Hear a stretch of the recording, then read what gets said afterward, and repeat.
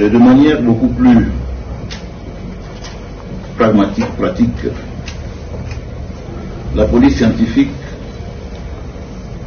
nous a confirmé par exemple que la balle qui a été tirée est bel et bien partie des larmes trouvées à côté du corps. Alors là, ne me faites pas dire ce que je n'ai pas dit. Je dis bien que la balle qui a été tirée sur la victime est bel et bien partie de l'arme qui a été trouvée à côté du corps. Cette arme qui appartient au suspect. Là aussi, je voudrais vous dire que ce suspect que nous avons encore entre nos mains nous avait laissé entendre nous a fait beaucoup de déclarations. Mais là où, sans que j'aille vraiment au fin fond de choses, là où ça complique un peu la tâche aussi, parce que ces déclarations ne sont pas constantes. Il revient constamment sur ses premières déclarations. Donc il fait des déclarations qui ne semblent pas nous aider à pouvoir nous faire une conviction. Mais c'est cela aussi, la conviction que nous pouvons nous faire lorsque quelqu'un aujourd'hui dit une chose, demain il en dit une autre, et le lendemain autre chose encore. J'étais surpris moi-même qu'un monsieur soit passé sur les ondes de la radio, d'une certaine radio, nous dire que nous n'avons pas dû considérer ce monsieur-là comme un suspect. Sachez qu'en matière de criminologie, lorsqu'un crime est commis, tout le monde qui est dans les périmètres, en principe, devient suspect. Nous arrêtons même pour le besoin de la cause les témoins. Nous arrêtons parce que nous limitons leur liberté d'aller et de venir.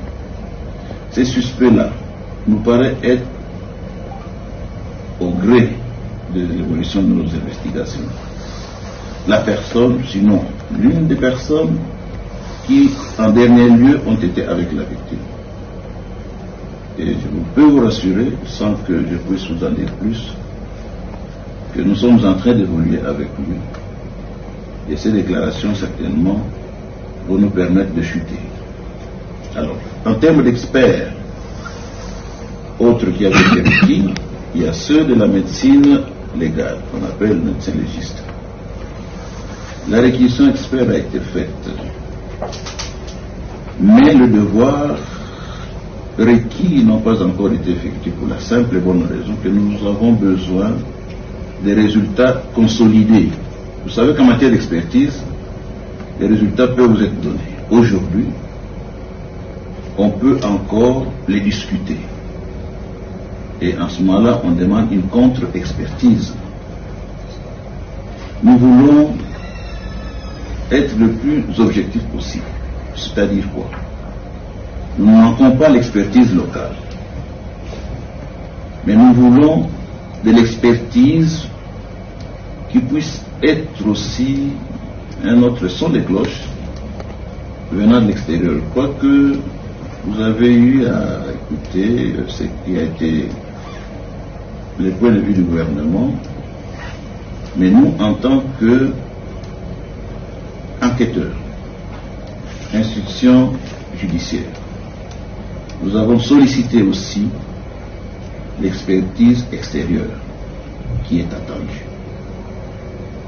Je peux vous confirmer aujourd'hui que je suis en contact avec ceux qui doivent venir de la Belgique.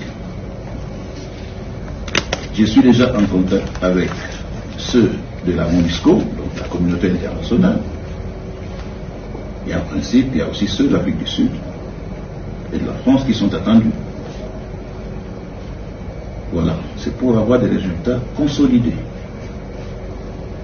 Vous savez qu'en matière de médecine légale, on peut commencer à charcuter un corps et demain un autre arrive, on va dire non, je ne peux plus faire quoi que ce soit parce qu'on y a touché, on a peut-être fait ceci. Donc c'est pour des raisons d'objectivité que ces résultats consolidés pourront être sur la table et ne plus être discutés.